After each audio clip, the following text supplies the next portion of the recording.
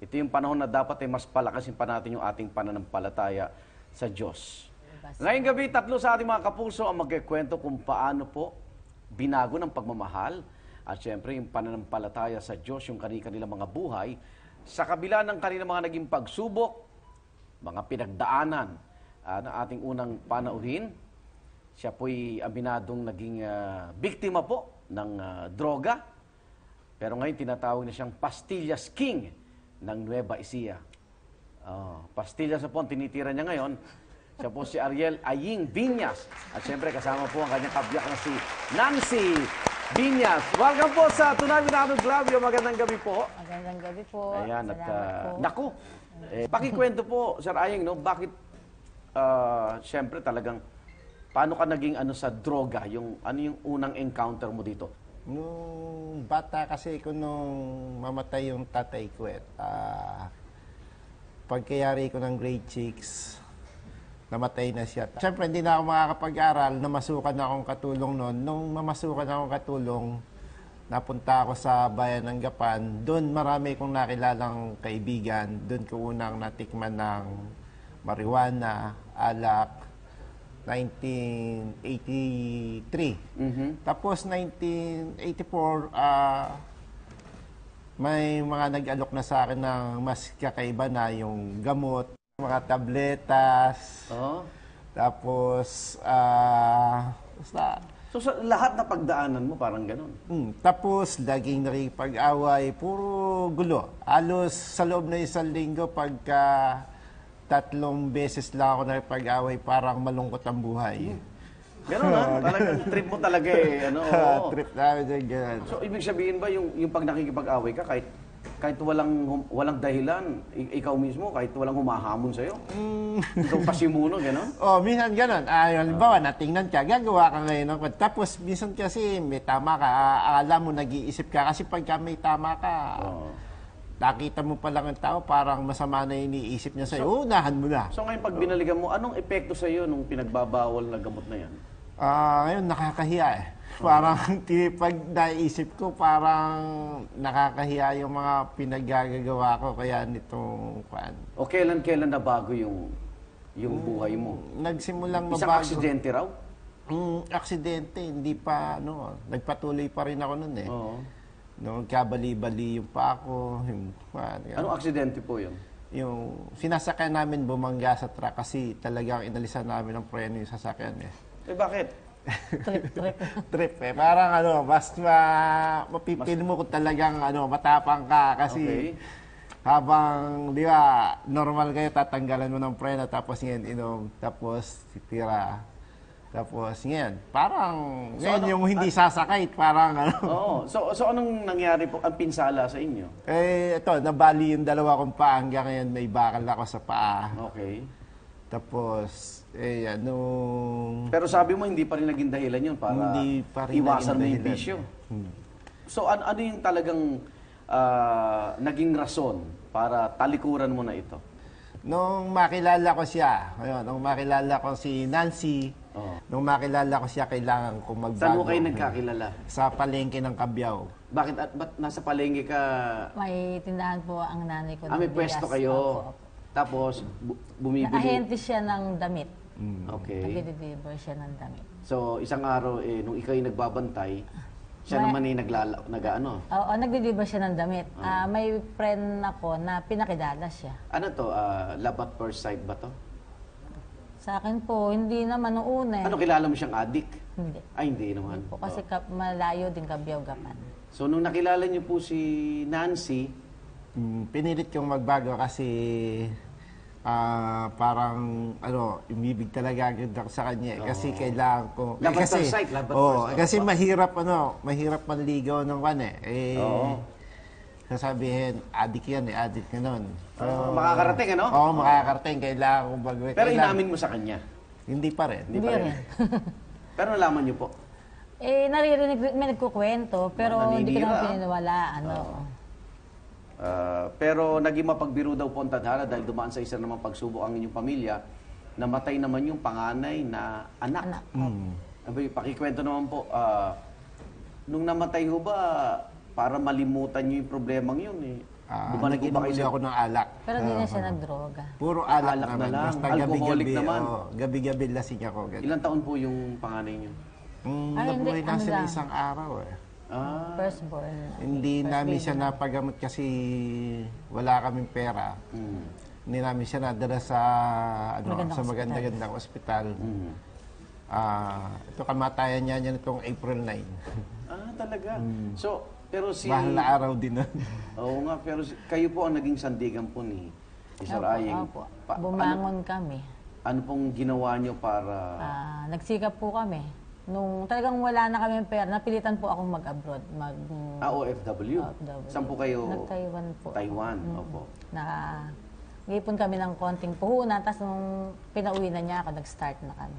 Mhm. Nung inaalagaan na po kayo no, ni Nancy, pinauwi niyo po siya Kasi pakiramdam ko mababalik ako sa sa bisyo. sa bisyo eh. Kailangan ko Talagang ng, siya lang ang solusyon, no? Oo. Kailangan ko talaga ng katuwang ngayon. Kasi unti-unti bumabalik ako Pero eh. ano po yun, di ba? Matinding desisyon dahil pagbalik, anong kasigurudan naman na yung kinikita niya ho sa abroad, Opo, mas konti lang. masustentuhan Yun naman. niya una Oo. namin pinagtatalunan nun. Nung ano po, kasi umuwi ako, parang nung nakakailang days na ako, sabi ko, wala ka pa naman palang matatag na trabaho, bakit mo ako pinauwi? Parang nagkukonpon yung buhay namin na hindi kami nagkakaunawaan, ganon. Pero sabi niya, mag-uumpisa tayo uli. So, malaki ang tulong po ni Ma'am Nancy po sa pagbabago po ninyo. Tapos unang-una yung Unang-una si Lord. pananampalataya. Oo, pananampalataya. Paano niyo po nakilala ang Panginoon?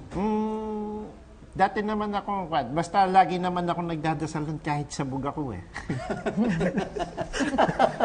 Parang heaven, no? Kaya Heaven. lang. Kasi lagi ko, kasi nung ma-aksidente ko nun, parang pakiramdam ko, Pangalawang buhay, no? hindi kasi ang pan ko nun, alam ko, patay na ako eh. Parang may umaakay sa akin papataas eh. Ganon. Pero nung nagising ako, kaya Salamat sa kahit nadasing ako, bago ako matulog, nagdadasal pa rin ako. Pinipilit ko talagang makabalik sa kanya. Kaya yun lang ang lagi kong hinihiling na sana makabalik ako sa'yo. May mensahe ba kayo kay Nancy na hindi kayo iniwan? Sa kabila mo man ng ipagsubok? Siyempre, ako nagpapasalamat ako sa misis ko na kahit na naging madilim ang buhay ko, naging masalimuot, ay patuloy siyang patuloy niya akong inaakay sa paglayo sa mga barkada, bagamat may mga tumatawag sa akin ng mga barkada ay talagang hindi siya papayag na magpunta ako. So, doon lang sasama siya. Oo. Pero nung kung gustong sabihin kay Sir Ayeng? Unang-una, nagpapasalamat din ako sa kanya kasi kung hindi rin sa talento niya, hindi rin namin naabutin yung buhay namin na ganito. Unang-una sa Panginoon Diyos na hindi kami pinabayaan. Noong ngang uwi ako galing Taiwan, sabi ko, Lord, nagsimba ako. Sabi ko, Lord, alam ko pong pag-uwi ko, sabi kong ganun. Walang kasiguran. Walang kasiguran yung buhay namin. Pero sabi ko, Lord, bahala ka na po. Sabi kong ganun. Kayo na po yung bahala sa pag-uwi ko kahit na alam kong wala kaming matatag na hanap buhay pa. Pero ikaw po kako yung mangunguna. Sabi kong ganun, nag-pray ako. Hindi naman kapag daka hiniling ko natupad. Tumagal din yung panahon na unti-unti naging maayos yung lahat. Kaya kapasalamat sa Naghintay ka Panginoon lang. Diyos. Oo, maghintay ka Pero lang. curious lang ako, paano nagsimula yung yung pagiging pusher na niya ng pastillas? Sino ba, kaninong idea yun Sa kanya. Ako, na dahil- bakit Kasi- pastillas yung naisip mong negosyo Kasi yung- magkano puhunan niyo ron? Napakaliit lang eh. Oo nga. 5 lang na. Kasi yung unang padala niya sa akin, Nag-start na siya. nag-start na ako, binayad ko pa yung utang sa kalahati. Tapos may Mga natira magkano yan? Mga 4-5 magkano sa akin. 4-5 lang matatandaan ko kasi 8 boting gatas lang yung pinag-start ko eh. Pinag-umpisa niya. Tapos lahat na yung ginagawa ko nang bibili Pero ko ng paano mga mo naisip karton. nga na maging pastillas yung maging negosyo nyo? Kasi yun Doon ang kayo- trabaho Yun ang alam ko eh. niya. Maghalo talaga. Kasi naman sukan niya ako maghalo ng pastillas. Yun lang ang talagang... O, hindi naman ako pwedeng pumasok ng trabaho kasi baka hanggang janitor lang ako or sa construction. So, mas pinilit ko talaga na magsimula sa isang hanap buhay kahit maliit. Kasi naisip ko na sa sarili ko noon, pag namasukan ako, hanggang doon na lang ako. May kakaiba ba sa pastillas mo? At yung dating naman, yung dating pinapasukan mo, hindi naman nagalit sa'yo, kinalaban mo.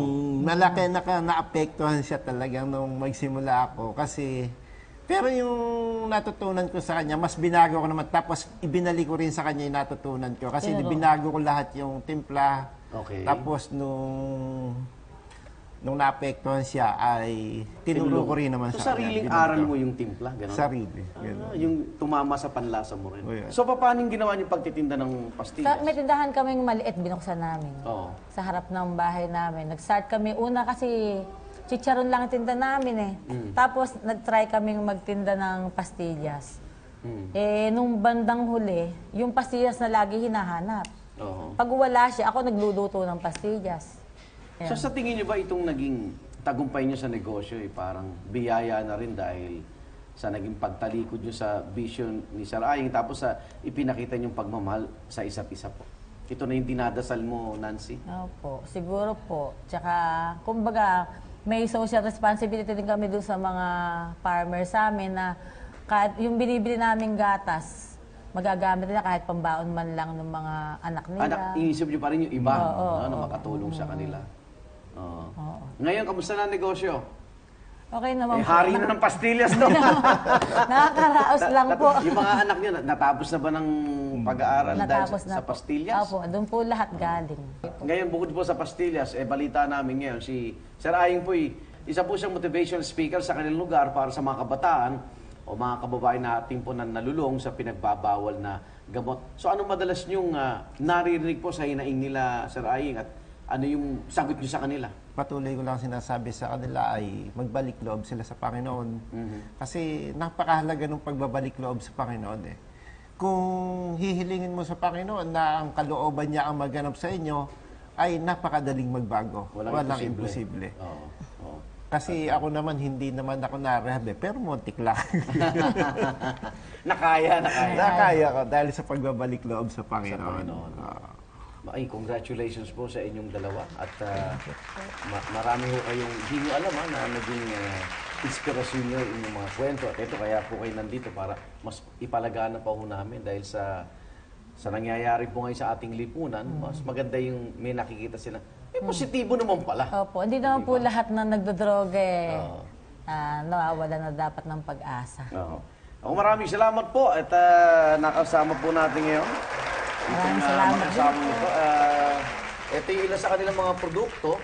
Ito hindi lang para sa negosyo. Tuwing kayo'y tawag dito, bibili ng kanilang produkto, may mga natutulungan po kayo. Ayan.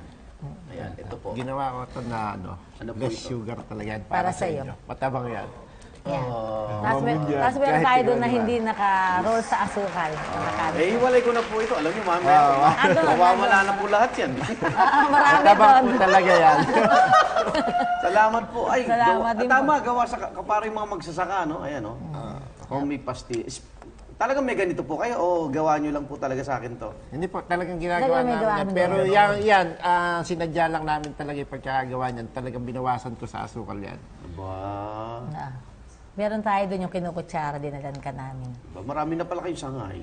Dalawa lang. Eto po, nandito sa kanilang mga ani kung saan kayo maaaring umorder. Sabi nga, habang may buhay, may pag-asa. May pag-asa para tayo'y magbagong buhay. Pag-asa para tayo makaahon po sa buhay. At yan ang napatunayan ni Sir Aying. At maraming salamat po, Sir Aying at Nancy Viñas. Nako, napakasarap ng gabing ito. Matutulog po na ang ito yung ating mga kababayan. Pero simula pa lang huyan ang ating Lenten Special, mga igan, dahil sa aming pagbabalik. Ito, may isa pa tayong kwento. Isa pong ice cream vendor. Ito po natuluyan Kung kayo may bakal, ito po putulang paa. Opo, at alamin natin ano nangyari sa kanya. Kaya dyan lang po kayo, magbabalik po ang Tunay with Darno Glavio.